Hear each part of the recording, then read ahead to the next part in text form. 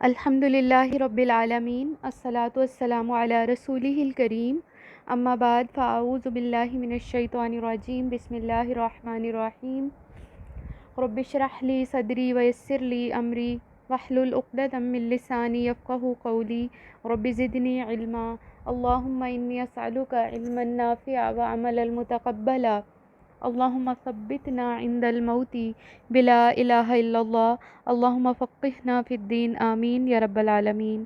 السلام علیکم ورحمۃ اللہ وبرکاتہ۔ اللہ تعالی ہم سب کو صحت اور ایمان کی اچھی حالتوں میں رکھے۔ ہم اسلامیات اختیاری برائے Punjab text book board FA کے نصاب کا باقاعدہ آغاز کر چکے ہیں۔ یہ نصاب 12ویں جماعت کے طلباء و طالبات کے لیے ہے۔ آج ہم سورہ البقرہ آیات 74 تا 82 ما ترجمہ و تشریح پڑھیں گے۔ اس سے پہلے آپ سے یہی کہنا چاہوں گی کہ اگر آپ نے ابھی تک ہمارے چینل کو سبسکرائب نہیں کیا تو چینل کو سبسکرائب کر لیں، ساتھ ہی ساتھ بیل آئیکن کو بھی دبا دیں تاکہ آنے والی ہر ویڈیو کا نوٹیفیکیشن سب سے پہلے آپ کو مل جائے۔ آپ اس ویڈیو کو لائک کریں اور اپنے دوستوں کے ساتھ بھی شیئر کریں، بہت شکریہ۔ ناظرین اکرام اور عزیز طالبات، کل ہم نے بنی اسرائیل کے ایک خاص واقعے کے بارے میں پڑھا تھا کہ جس میں ان کا ایک شخص قتل ہو گیا تھا اور قاتل کا کوئی پتہ نہ چلتا تھا۔ اس کے حل کے لیے اللہ رب العزت نے انہیں ایک گائے ذبح کرنے کا حکم دیا۔ وہ قوم چونکہ کفر و شرک کا شکار تھی اور گائے کو اپنا معبود سمجھتی تھی، اس لیے ان کے لیے مشکل تھا کہ وہ گائے ذبح کریں۔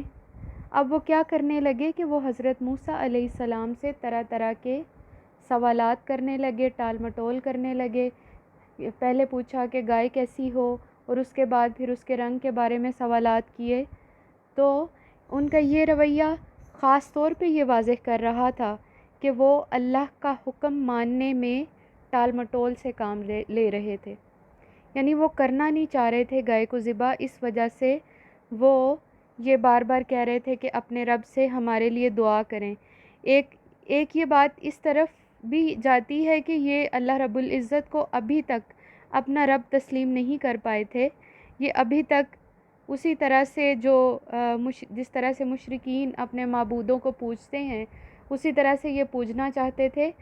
اب یہ حضرت موسیٰ علیہ السلام کے رب کو یعنی اللہ رب العزت کو صاف انکار بھی نہیں کر سکتے تھے، کیونکہ انہیں پتہ تھا کہ پیچھے جیسے ہم پڑھ آئے ہیں کہ بے شمار ان کی نافرمانیوں کی وجہ سے اللہ تعالیٰ نے انہیں سزائیں بھی دیں۔ اب یہ ڈرتے تھے کہ کہیں یہ نہ ہو کہ ہم اسی طرح سے پھر جواب دے دیں اور ہم کہیں کہ ہم گائے ذبح نہیں کریں گے اور ہم پہ کوئی عذاب آ جائے۔ اس بات سے بھی یہ لوگ ڈرتے تھے، لہٰذا انہوں نے کیا کام کیا؟ انہوں نے ٹال مٹول سے کام لیا۔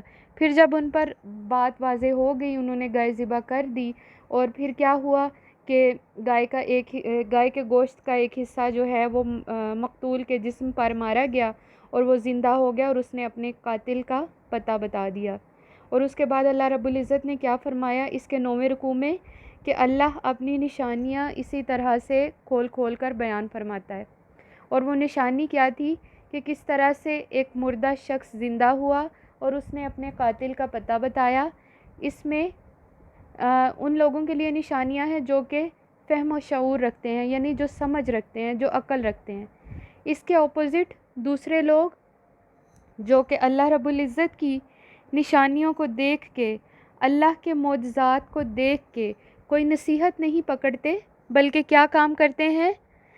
الٹا ضد اور ہٹ دھرمی کا شکار ہو جاتے ہیں۔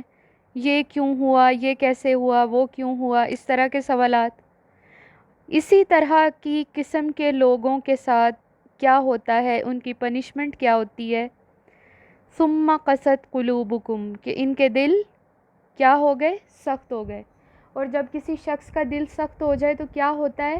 ہم نے پیچھے پڑھا تھا کہ اللہ رب العزت اس کے دل پر سٹیمپ لگا دیتے ہیں اور کوئی بھی حق بات اس دل میں جانے نہیں پاتی اور کوئی شر اس دل سے باہر نہیں آتا، مطلب سیل بند ہو جاتا ہے وہ دل۔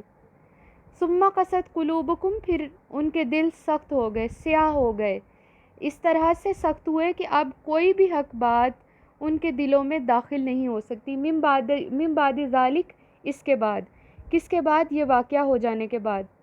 ہونا تو یہ چاہیے تھا کہ جیسے ہی یہ واقعہ انہوں نے دیکھا، ایک مردے کو زندہ ہوتے ہوئے دیکھا، تو یہ اللہ کی نشانیاں سمجھتے اور کہتے کہ واقعی ہی اللہ کی طرف سے سب کچھ ہو رہا ہے، واقعی ہی اللہ رب العزت ہی واحد ایسی ذات ہے جو اس طرح کا کام کر سکتی ہے کہ مردے کو زندہ کرے اور وہ اپنے قاتل کا پتہ بتائے۔ اور بھی پیچھے بے شمار نشانیاں، جیسے اللہ نے ان کے لیے پانی نکالا اور اللہ نے انہیں وادی تیہ میں بادلوں کا سایہ عطا فرمایا، بے شمار نشانیاں ان کے سامنے تھیں، لیکن انہوں نے کیا کیا؟ یہ تمام نشانیاں دیکھنے کے باوجود بھی الٹا ضد اور ہٹ دھرمی پر ڈٹے رہے۔ یہ نہیں کیا کہ اللہ پر ایمان لے آئیں، بلکہ اپنا ہی جو ہے انہوں نے کام جاری رکھا۔ ثم قست قلوبکم من بعد ذلک، پھر ان کے دل سخت ہو گئے اس کے بعد، یعنی یہ حقیقت واضح ہو جانے کے بعد بھی ان کے دل مزید سخت ہو گئے۔ اس کے بعد کیا ہوا؟ کیسے سخت ہوئے؟ فَهِيَ كَالْحِجَارَةُ، فَهِيَ كَالْحِجَارَةُ، پتھر کی طرح، یعنی کہ ایک پتھر کی طرح ان کے دل سخت ہو گئے۔ ہم اپنے مشاہدات میں جتنی بھی چیزیں دیکھتے ہیں، پتھر ان سب میں سے زیادہ اسٹرانگ ہیں۔ پتھروں کو جب ہم دیکھتے ہیں نا، تو پتھر اتنے اسٹرانگ ہیں کہ ایک طرح سے لوہا جو ہے، لوہا ٹوٹ جاتا ہے لیکن پتھر نہیں ٹوٹتے، یعنی پتھر جو ہیں وہ لوہے سے بھی زیادہ اسٹرانگ ہے۔ اب ان کے دل اس قدر سخت ہو گئے ہیں کہ پتھروں سے بھی زیادہ سخت ہو گئے۔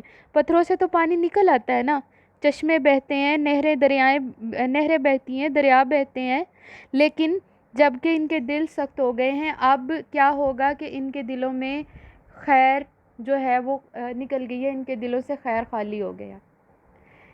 اب خیر کے جذبات ان کے دلوں میں داخل نہیں ہو سکتے۔ فَهِيَ كَالْحِجَارَةُ أَوْ أَشَدُّ قَسْوَةً، یا اس سے بھی زیادہ سخت۔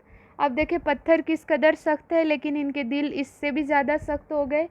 وَإِنَّ مِنَ الْحِجَارَةِ لَمَا يَتَفَجَّرُ مِنْهُ الْأَنْهَارُ، اور بے شک بعض پتھر کیسے ہوتے ہیں کہ ان میں سے نہریں بہتی ہیں۔ یہاں پہ اللہ رب العزت مثال کے ذریعے سمجھا رہے ہیں کہ پتھر تو ایسے بھی ہوتے ہیں جن کے اندر سے نہریں پھوٹ آتی ہیں، لیکن جب انسانوں کے دل سخت ہو جائیں تو ان کے اندر سے خیر نکل جاتی ہے، وہ خیر کے جذبات سے خالی ہو جاتے ہیں۔ یہاں پہ یہ بات سمجھا رہے ہیں لَمَا يَتَفَجَّرُ مِنْهُ الْأَنْهَارُ، وَإِنَّ، بعض پتھروں میں سے نہریں بہتی ہیں۔ اس سے ہمیں یہ بھی پتہ چلتا ہے کہ نہروں کا جو اوریجنل سورس ہے یا دریاؤں کا اوریجنل سورس ہے وہ کیا ہے؟ پتھر ہیں۔ کیسے پتھر ہیں؟ کہ بعض اوقات پتھروں میں سے پانی نکلنا شروع ہوتا ہے، اور پانی تھوڑا تھوڑا کر کے جب بہت زیادہ ہو جاتا ہے، ایک جگہ پہ کلیکٹ ہو جاتا ہے، تو کیا ہوتا ہے؟ جب بہت زیادہ پانی اکٹھا ہو جاتا ہے تو وہ نہر بن جاتی ہے، ٹھیک ہے۔ وَإِنَّ مِنْهَا لَمَا يَشَّقَّقُ مِنْهُ الْمَاءُ، اچھا یہاں پہ کیا کہا ہے کہ ان میں سے بعض کیا ہوتے ہیں جو شک ہو جاتے ہیں، بعض پتھر تو دریا بن جاتے ہیں نا۔ اب دریا کیا کیا کام کرتے ہیں؟ دریا بہت سارے کام کرتے ہیں۔ دریا کے ذریعے نہریں جو ہیں سیراب ہوتی ہیں، اور اس کے بعد زمینوں کو پانی دیتی ہیں وہ، اور اسی سے آبی بخارات بادل بنتے ہیں جو کہ بارش کی صورت میں برستے ہیں۔ تو اس سے ہمیں کیا پتہ چلا کہ پتھر جو بیسک سورس تھا اس نے کتنا کام کیا۔ لیکن اب ہم یہاں پہ یہ دیکھ رہے ہیں کہ پتھر کے علاوہ بھی دریاؤں کے علاوہ بھی پتھر اور بہت سارے کام کرتے ہیں، جن میں سے وَإِنَّ مِنْهَا لَمَا يَشَّقَّقُ، اور ان میں سے بعض جو ہیں وہ پھٹ جاتے ہیں یا شک ہو جاتے ہیں، سپلٹ ہو جاتے ہیں۔ اچھا اب آپ کے ذہن میں آئے گا یہ کیسے پھٹ سکتے ہیں؟ کیسے پھٹ سکتے ہیں؟ جیسے حضرت موسیٰ علیہ السلام نے عصا مارا تھا پتھر میں تو 12 چشمے پھوٹ گئے تھے۔ اب ان میں سے پانی اتنا تو نہیں نکلتا جتنا ایک نہر میں سے یا دریا میں سے نکلتا ہے، بہرحال ان میں سے تھوڑا بہت پانی نکلتا ہے۔ جیسے حضرت موسیٰ علیہ السلام کے لیے پانی نکلا تھا، ان کی قوم کے 12 مختلف قبائل میں سے 12 مختلف قبائل کے لیے 12 چشمے پھوٹ گئے تھے۔ تو یہ اسی چیز کی طرف اشارہ ہے۔ اور اس کے علاوہ آپ یہ دیکھیں کہ جب آپ کوئی ہیوی ویٹڈ پتھر کسی ایسی جگہ پہ پڑا دیکھیں جو کہ کافی عرصے سے کسی زمین کی ایسی جگہ پہ پڑا ہو جس کے نیچے کوئی سوراخ وغیرہ ہو، اور ممکن ہے کہ اس کے نیچے کنواں ہو اور اس میں پانی ہو، جب آپ اس کو اٹھائیں تو پتھر کو اٹھا کے سائڈ پہ کریں تو وہ یا وہ کسی طریقے سے ٹوٹ جائے، کوئی چیز اس کے اوپر گرنے سے کریک ہو جائے تو اس کے نیچے سے پانی نکل آتا ہے. تو یہ یہاں پہ یہی چیز بتائی ہے کہ بعض پتھر تو ایسے ہوتے ہیں جن میں سے پانی بھی نکل آتا ہے، تھوڑا پانی نکلتا ہے، نہروں جتنا نہیں نکلتا لیکن پانی بہرحال نکلتا ہے. وَإِنَّ مِنْهَا لَمَا يَهْبِطُ مِنْ خَشْيَةِ اللَّهِ، اور ان میں سے بعض ایسے ہیں جو اللہ کے خوف سے گر جاتے ہیں. اچھا یہاں پہ بعض اوقات ہم کسی پہاڑی ایریا میں جائیں، جیسے یہ مری وغیرہ والی سائڈ پہ جو اونچے پہاڑ ہوتے ہیں، یا اسلام آباد میں بھی اونچے پہاڑوں پہ اکثر ہم دیکھیں کہ کوئی پتھر وغیرہ ہوا سے نیچے گرے اچانک دیکھتے دیکھتے ہمارے، تو بعض اوقات ہم لوگ یہ بھی سوچنے لگتے ہیں پتہ نہیں ہوا کی وجہ سے گرا ہے یا ہو سکتا ہے یہ ویسے گر گیا، یعنی ہمارے ذہن میں یہ چیز نہیں آتی کہ یہ اللہ کے ڈر سے گرا ہے. لیکن اللہ تعالیٰ یہ کہتے ہیں کہ جب کبھی پہاڑوں سے کوئی پتھر گرتا ہے تو وہ اللہ کے خوف سے گرتا ہے. یہاں پہ ہمیں یہ پتہ چلا کہ پتھر میں بھی ایک طرح کی لائف موجود ہے. پتھر جو ہوتے ہیں نا ان میں بھی ایک طرح کی لائف ہے. اس کی دلیل کیا ہے؟ سورہ حشر کی آیت نمبر 21، لو انزلنا هذا القرآن على جبل لرأيته خاشعا متصدعا من خشیۃ اللہ، اگر ہم یہ قرآن پہاڑوں پر نازل کر دیتے تو تم دیکھتے کہ یہ اللہ کے خوف سے گر جاتے، کانپنے لگتے، ٹوٹ جاتے یا گر جاتے. ٹھیک ہے، اور اس کی وجہ کیا ہے؟ اللہ کا خوف. اب دیکھیں پہاڑوں میں کس قدر اللہ کا خوف ہے، پتھروں میں کس قدر اللہ کا خوف ہے، خشیت الہی ہے. لیکن ہم انسانوں میں سے بعض انسان ایسے ہو جاتے ہیں جب کفر اور نافرمانیوں میں، اللہ کی ناراضگیوں میں اس قدر آگے بڑھ جاتے ہیں کہ اللہ کو بالکل ہی بھول جاتے ہیں، بلکہ اللہ کو ہی نہیں بھولتے، اپنے ساتھ والے انسانوں کے ساتھ بھی خیر کے جذبات ان کے دلوں سے نکل جاتے ہیں، یعنی ان کے ساتھ بھی برا سلوک کرتے ہیں. بات کرو تو آگے سے ایسا جواب دیتے ہیں جیسے اینٹ ماری ہو. تو اس طرح کے انسان جو ہیں انہی کی یہاں پہ مثال بیان ہوئی ہے کہ ان کے دل سخت ہو جاتے ہیں. اور سخت دل کا علاج یہ ہے کہ نبی کریم صلی اللہ علیہ وآلہ وسلم نے فرمایا یتیم کے سر پر ہاتھ رکھا جائے. یعنی جب انسان، اچھا پہلی تو بات یہ کہ سخت دل جب کسی کا ہو جائے اس کو اس کا احساس نہیں ہوتا، کیونکہ احساس ختم ہو جاتا ہے سختی کی وجہ سے. اگر احساس پیدا ہو جائے تو اس کا علاج ہو سکتا ہے، اس کا ٹریٹمنٹ ہو سکتا ہے، اور وہ یہ ہو سکتا ہے کہ یتیم کے سر پہ ہاتھ رکھا جائے. اس کے علاوہ ہمیں احادیث کی مختلف روایات سے پتہ چلتا ہے کہ پتھروں میں بھی ایک طرح کی لائف موجود ہے اور پتھر بھی بولتے ہیں. نبی کریم حضرت عبداللہ بن عباس رضی اللہ تعالیٰ عنہ بیان کرتے ہیں کہ میں ایک وقت نبی کریم صلی اللہ علیہ وآلہ وسلم کے پاس تھا تو ان کے ہاتھ میں کچھ کنکریاں تھیں جن میں سے تسبیح کی آواز آ رہی تھی. اب وہ جو کنکریاں تھیں نا، ان کے بارے میں حضرت ابو ذر غفاری رضی اللہ تعالیٰ عنہ بھی بیان فرماتے ہیں کہ انہوں نے ان کو تسبیح پڑھتے ہوئے سنا، یعنی وہ جو کنکریاں تھیں ان کو. اس کے علاوہ نبی کریم صلی اللہ علیہ وآلہ وسلم نے فرمایا تھا کہ جب کبھی وہ مکہ سے مدینہ آتے نبوت سے پہلے تو ایک پتھر ان کو سلام کیا کرتا تھا. یعنی اس سے کیا پتہ چلتا ہے کہ پتھروں میں احساس، ایک قسم کی لائف موجود ہے جو ہمارے لیے یہ مینشن کرتی ہے کہ یہ اللہ کی تسبیح بھی کرتے ہیں، اللہ کی حمد و ثنا بیان کرتے ہیں، اور یہ واقعی ہی جو ہے ان میں ایک طرح سے احساس موجود ہے. اور جب انسان سخت دل ہو جائے تو اس کے دل سے یہ احساس ختم ہو جاتا ہے. وَمَا اللَّهُ، اچھا اب یہاں پہ ساری پتھروں کی باتیں کرنے کے بعد اللہ تعالیٰ فرماتے ہیں وَمَا اللَّهُ بِغَافِلٍ عَمَّا تَعْمَلُونَ، اور اللہ غافل نہیں ہے اس چیز سے جو کچھ تم عمل کرتے ہو، اس سب سے جو تم عمل کرتے ہو. اس سے کیا پتہ چلتا ہے کہ انسان کی ہر چیز ریکارڈ ہو رہی ہے، اللہ کے ریکارڈ میں جا رہی ہے، اللہ تعالیٰ دیکھ رہے ہیں کہ کون کیا کر رہا ہے، انسان کے تمام اعمال. اچھا جو لوگ برے کام کرتے ہیں نا وہ بھی یہ کہتے ہیں کہ اللہ ہمیں دیکھ رہا ہے، ہم برا نہیں کر رہے. اور وہ کیوں ایسا کرتے ہیں؟ کبھی آپ نے سوچا؟ وہ صرف اس وجہ سے ایسی کیفیت ہوتی ہے کہ جب ان کے دل پر سٹیمپ لگ گئی ہوتی ہے اور انہیں سمجھ نہیں آ رہی ہوتی کہ اب ان کے لیے کیا چیز بہتر ہے اور کیا چیز ان کے لیے بہتر نہیں ہے، اس لیے یہ والی کیفیت پیدا ہوتی ہے. بہرحال یہاں سے اس آیت مبارکہ سے ہمیں کئی طرح کی چیزیں پتہ چلتی ہیں. ایک تو یہ کہ اس میں بنی اسرائیل کو ملامت کی جا رہی ہے کہ اللہ رب العزت نے جو حق ان پر واضح کیا تھا اس کے باوجود یہ نافرمانیوں میں آگے بڑھے۔ اس کا رزلٹ یہ نکلا کہ اللہ نے ان کے دلوں کو سخت کر دیا۔ اور اس کے بعد جو ان آگے پتھروں کے بارے میں جو بتایا گیا ہے وہ یہ ہے کہ پتھر جو ہے ان میں ایک طرح کی خیر کثیر ہے، یہ انسانوں کے فائدے اور فلاح کے لیے ہیں۔ اور اگر ہم بھی یعنی چونکہ ہمیں اس کی اگزامپل دی گئی ہے، اگر ہم بھی اس کی طرح بننا چاہیں تو ہم یہ دو تین جو ٹائپس بتائی گئی ہیں ہم ان کی طرح بن سکتے ہیں۔ ٹائپس کون کون سی ہیں؟ نمبر 1، ایک تو یہ کہ اس میں خیر کثیر ہے، وَإِنَّ مِنَ الْحِجَارَةِ لَمَا يَتَفَجَّرُ مِنَ الْأَنْهَارِ۔ یہ جو پہلی قسم ہے جس میں یہ پتھروں کے بارے میں بتایا گیا ہے کہ بعض پتھر ایسے ہیں جن میں سے نہریں بہتی ہیں۔ اب نہریں کتنے کام کرتی ہیں؟ دریا کتنے کام کرتے ہیں؟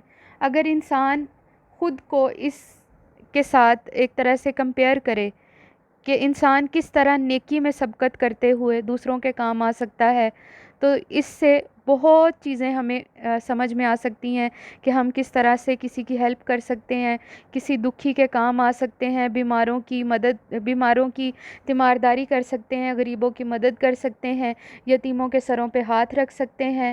اور اسی طرح اگر ہم ایک طرح سے خیر دوسروں کے لیے پھیلانے کا ذریعہ بن سکتے ہیں، اگر ہم یہ سب بہت زیادہ نہیں کر سکتے جیسے یہ خیر کثیر ان کے بارے میں کہا گیا ہے دریاؤں اور نہروں کے بارے میں، تو ہم کم از کم اتنا ضرور کریں جو پانی کام کر رہا ہے، یعنی کہ پانی جو کہ تھوڑا ہوتا ہے، تھوڑی کوانٹٹی میں ہوتا ہے، تو پانی تھوڑا تھوڑا انسانی زندگی کو میں ایک طرح سے فائدہ پہنچانے کے کام آتا ہے۔ کیسے پانی پی کے انسان کی پیاس بجھتی ہے، پانی کے ذریعے جو ہے انسانی زندگی کی جو بقا ہے وہ ناممکن ہے، تو اس سے ہمیں یہ پتہ چلا کہ پانی کی بڑی اہمیت ہے۔ تو ہم انسانوں کی زندگی میں پانی کی طرح ایک طرح سے ایکٹ کر سکتے ہیں، جو پانی کردار ادا کرتا ہے، بے شک آپ کو لگے تھوڑا یا زیادہ۔ یہ جو دوسری ٹائپ ہے یہ اسی چیز کی ہے۔ بہرحال یہ خیر کثیر کی دونوں قسمیں ہیں۔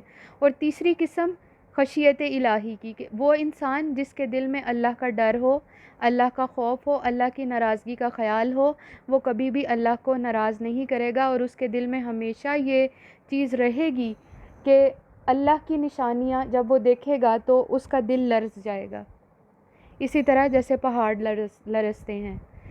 یہاں پہ جیسے کہ ہم نے پہلے بھی شاید کہیں ذکر کیا تھا کہ اللہ کی آیات دو طرح کی ہیں، ایک کونی اور ایک اللہ کی آیات۔ کونی مطلب تخلیق کائنات کا، جہاں پہ ذکر ہے زمین و آسمان، سورج چاند ستارے وغیرہ، ان کے جو کام ہے یا ان کی جو مختلف ڈیوٹیز ہیں اس حوالے سے۔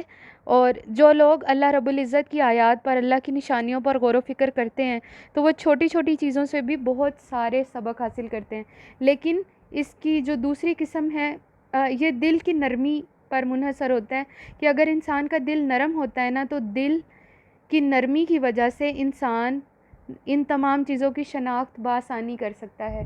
اس کے برعکس دوسری قسم جو ہے وہ اللہ کی ان آیات کی ہیں جن کو پڑھنے سے انسان کا دل لرز اٹھتا ہے، یعنی ایک طرح سے دل کو جو ہے لرزا دینے والی، کانپ جانے والی آیات، ٹھیک ہے، وہ والی آیات۔ تو بہرحال یہاں سے ہمیں یہ بھی پتہ چلتا ہے کہ ہمیں ہر وقت اپنے دل کی کیفیت کا جائزہ لیتے رہنا چاہیے، کیونکہ دل کی کیفیت کا جائزہ ہم خود ہی لے سکتے ہیں۔ کوئی بھی آپ کے دل کے بارے میں نہیں بتا سکتا کہ آپ کا دل کیسا ہے، یہ یا ہم جانتے ہیں یا ہمارا اللہ جانتا ہے۔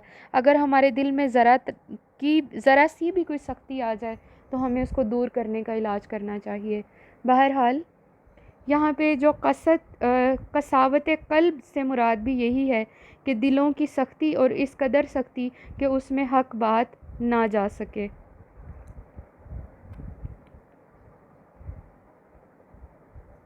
کلام الہی میں تحریفات۔ سب سے پہلے ہم دیکھتے ہیں کہ تحریف ہوتی کیا ہے۔ تحریف کہتے ہیں کسی چیز کو اصل شکل سے پھیر کر اسے کوئی نئی شکل اختیار کر دینا، یعنی اس میں ایک طرح سے چینجنگز پیدا کر دینا۔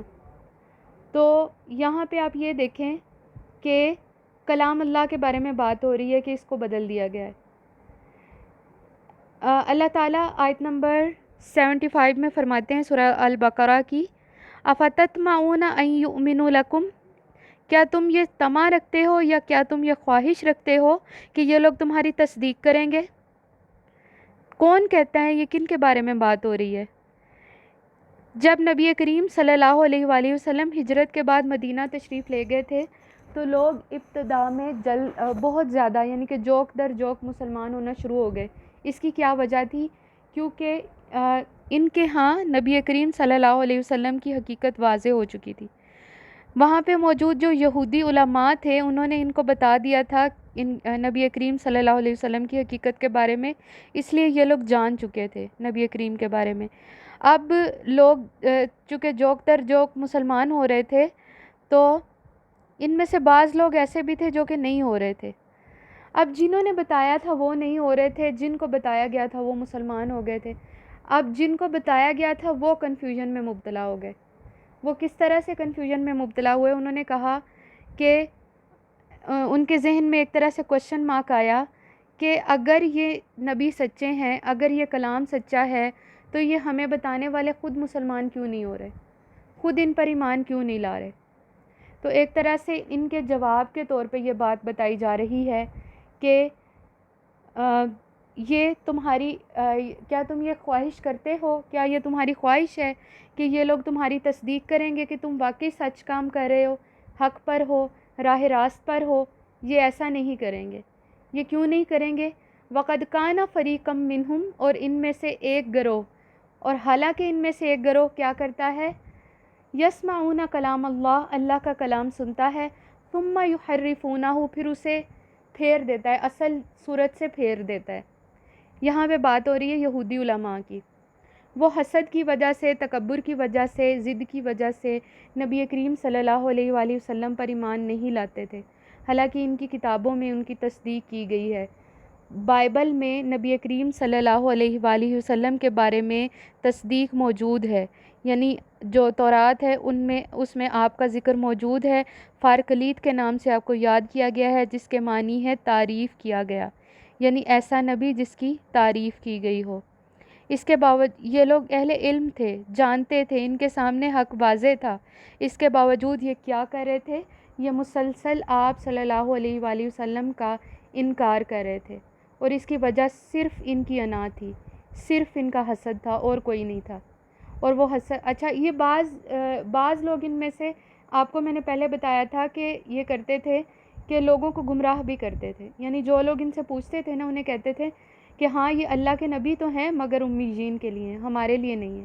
اس وجہ سے بعض لوگ کنفیوژن کا شکار ہوتے، بعض لوگ ایمان لے آتے۔ تو یہاں پہ ایک طرح سے اللہ تعالیٰ نے مسلمانوں سے یہ کہا ہے کہ تم اپنے کام پر، اپنے مشن پر ڈٹے رہو، رسول اللہ صلی اللہ علیہ وسلم کے مشن میں ان کا ساتھ دو۔ جن کے بارے میں تم سوچ رہے ہو نا کہ جنہوں نے تمہیں حق بتایا تھا، وہ تو اللہ کی کتاب پہ ایمان لائیں گے ہی نہیں، کیونکہ ان کے دل کیا ہو چکے ہیں؟ سخت ہو چکے ہیں، سیاہ ہو چکے ہیں، اب ان کے دل میں حق بات نہیں جائے گی۔ ثم يحرفونه من بعد ما عقلوه، دیکھیں یہاں پہ وہی بات کی گئی ہے کہ یہ سب کچھ جاننے کے بعد، سب کچھ سمجھنے کے بعد، اس کو سمجھ لینے کے بعد اللہ کے کلام کو جو ہے اس پر ایمان نہیں لاتے۔ وہم یعلمون، حالانکہ وہ اسے جانتے ہیں، حالانکہ وہ اللہ کے کلام کے بارے میں سب کچھ، اللہ کے کلام میں لکھی ہوئی نبی کریم صلی اللہ علیہ وسلم کی حقیقت کے بارے میں سب کچھ بڑے اچھے سے جانتے ہیں، لیکن پھر بھی وہ اس پر ایمان نہیں لا رہے۔ یہ ان کی مرضی ہے، تم اپنے کام، اپنے مشن پر ڈٹے رہو۔ یہاں پہ کلام اللہ سے مراد ایک اور چیز بھی لی گئی ہے۔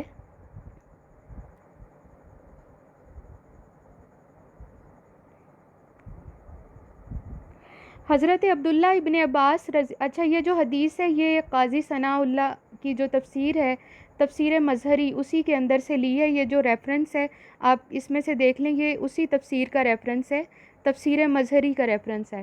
میں نے اس کو حدیث کی بک سے نہیں لیا تھا، اس لیے آپ لوگ اگر کنفرم کرنا چاہیں تو جو تفسیر کی جو بک ہے اسی کے اندر حدیث کا ریفرنس دیا گیا ہوگا، آپ وہاں سے اس کو کر سکتے ہیں۔ بہرحال حضرت عبداللہ ابن عباس بیان کرتے ہیں کہ حضرت موسیٰ علیہ السلام نے جن 70 لوگوں کو منتخب کیا اور انہیں لے جانا تھا انہوں نے کوہ طور پر، تو وہاں جا کے جو لوگ بچے، یعنی کیا ہوا تھا، فاخذتکم الصاعقۃ، تو پکڑا تھا نا انہیں بجلی نے، ان میں سے جو لوگ بچ گئے تھے نا وہ آپ کے ساتھ جب واپس آئے تو بعض لوگ تو اپنے کہنے سے، بعض لوگ تو خیر پر آ گئے اور انہوں نے یہ کیا کہ انہوں نے اللہ کے کلام کو یا اللہ کے دین کو آگے پھیلانا شروع کر دیا، لیکن بعض لوگوں نے کیا کیا، بعض لوگوں نے اپنی ضد اور ہٹ دھرمی کی وجہ سے، اپنی جو ایک طرح سے انا پرستی کی وجہ سے یہ اپنی طرف سے یہ بات گھڑ لی اور کہا کہ اللہ تعالیٰ نے ہم سے یہ کہا تھا کہ یہ دین، اس دین کے معاملے میں تم سے جو کچھ آسانی سے ہو سکے اس پر عمل کر لینا اور جو نہ ہو سکے اسے چھوڑ دینا. ٹھیک ہے، یہ تحریف کی پہلی صورت. دیکھیں اللہ نے دین دیا کس لیے تھا، تورات کس لیے دی تھی، اپنے احکامات پر عمل کرنے کے لیے، لیکن یہ پہلے سٹیپ میں ہی اپنی مرضی کے لیے نیو سیلف میڈ ورژن دین کا بنانے کے لیے یہ کام کر رہے ہیں کہ دین کو اصل صورت سے پھیر رہے ہیں. تو یہ اسی طرف اشارہ ہے. قاضی ثناء اللہ نے یہ جو یہاں پہ حدیث کا ایک ریفرنس کوڈ کیا ہے، یہ میں نے یہاں پہ آپ کے سامنے رکھا ہے، اس کو دیکھ کے لکھ لیجئے گا اور اس کی ایکسپلینیشن میں نے کر دی ہے.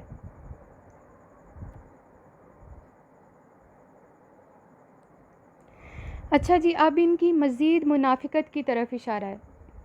اچھا، میں نے آپ کو بتایا تھا اور ہم ایک پورا لمبا مضمون پڑھ آئے ہیں پیچھے منافقین کے حوالے سے، وہ بھی بیسیکلی پہلے یہود تھے. یہودیوں سے زیادہ تر لوگ مسلمان ہوئے تھے جو منافقین میں شامل ہوئے.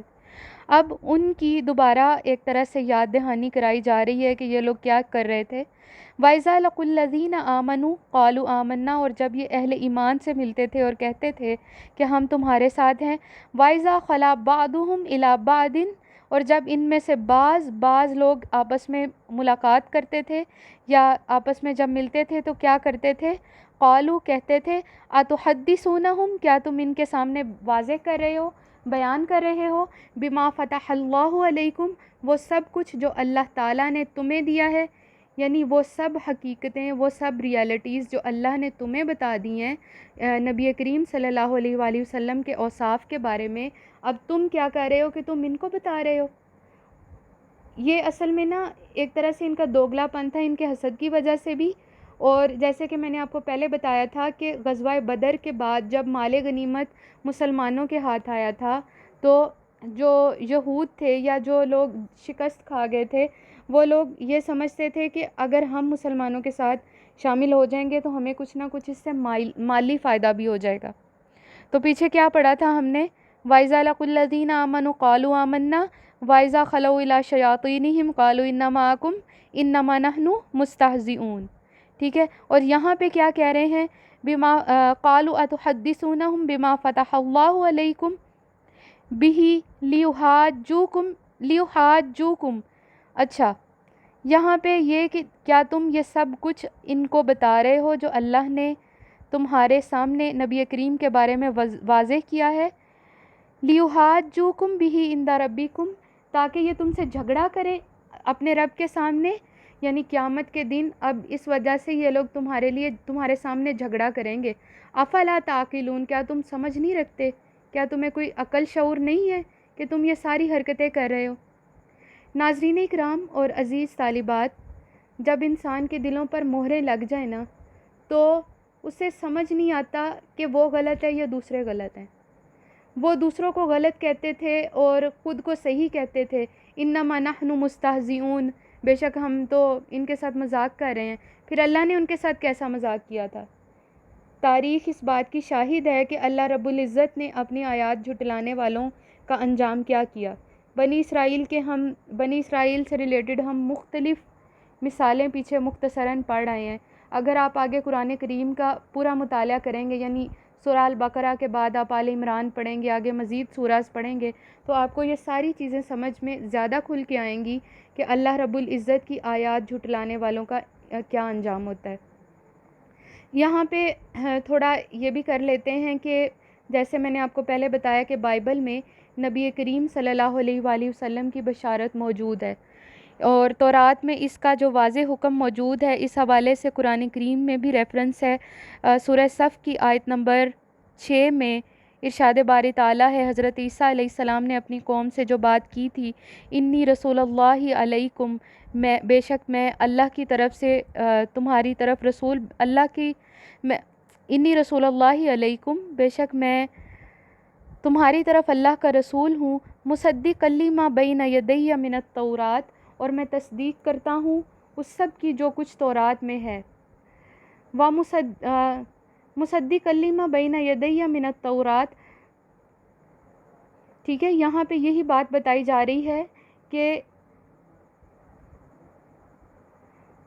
وَمُبَشِّرًا بِرَسُولٍ يَأْتِي مِن بَعْدِ اسْمُهُ احمد، اور میں خوشخبری دیتا ہوں یا خوشخبری سنانے والا ہوں اس نبی کی جو میرے بعد آئے گا، اور اس کا نام کیا ہوگا؟ احمد.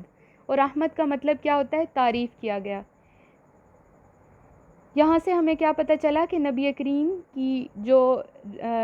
کریم کی رسالت کے بارے میں بائبل میں واضح دلائل موجود تھے، اور یہ لوگ اچھے سے جانتے تھے، اس کے باوجود یہ اس کا انکار کر رہے تھے، اور یہ کہہ رہے تھے کہ اگر تم ان کے سامنے ساری چیزیں کھول کھول کر بیان کرو گے تو یہ اپنے رب کے سامنے تمہارے لیے جھگڑا کریں گے، اور یہ کہیں گے اللہ کو کہ یہ سب کچھ جانتے تھے، اس کے باوجود یہ ایمان نہیں لائے. کیا تم بیوقوف ہو؟ کیا تم عقل نہیں رکھتے؟ اس کے بعد آگے دیکھتے ہیں، اللہ تعالیٰ علیم الخبیر ہے. اولا یعلمون، کیا یہ نہیں علم رکھتے؟ ان اللہ، کہ بے شک اللہ تعالیٰ یعلم ما یسرون وما یعلنون، وہ سب کچھ جانتا ہے جو تم چھپاتے ہو اور جو تم ظاہر کرتے ہو. اللہ تمہاری ساری حرکتوں سے واقف ہے، جو تم چھپا رہے ہو یا جو تم ظاہر کر رہے ہو. پیچھے ہم نے ایک اور جگہ کیا پڑھا تھا، واللہ مخرج ما کنتم تکتمون، کہ اللہ تعالیٰ جو سینوں کے راز ہے وہ بھی جانتا ہے. اللہ تعالیٰ دل کی باتیں بھی جانتا ہے. اللہ تعالیٰ ظاہری اعمال سے بھی واقف ہے. اللہ تعالیٰ ہر اس چیز سے واقف ہے جس سے تم چھپا رہے ہو یا جس سے تم واضح کر رہے ہو. ناظرین اکرام، آج یہ جو کچھ ابھی تک ہم نے پڑھا ہے، یہ آپ جانتے ہیں کہ اس میں بہت زیادہ تفصیلات موجود ہیں جنہیں بہت زیادہ ڈیٹیلڈ ڈسکس کرنے کی ضرورت ہے. اس لیے اس لیکچر کا جو بقیہ حصہ ہے وہ اگلی ریکارڈنگ میں ہوگا. آپ پلیز ہمارے ساتھ رہیے.